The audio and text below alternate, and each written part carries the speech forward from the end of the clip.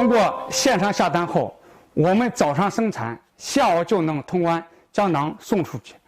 我们今年已出口了近30万个特色馕。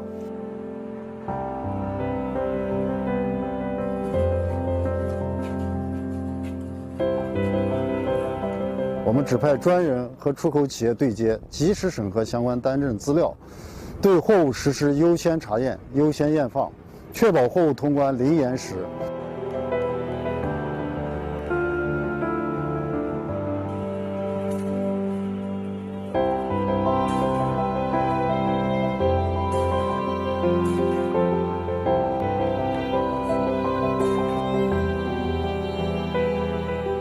我以前家里当馕，一天弄到300个馕，一个月收入3000多元。现在来这里学习当馕，发现这里对馕的形状、大小、烤制时间都有标准化的工艺流程。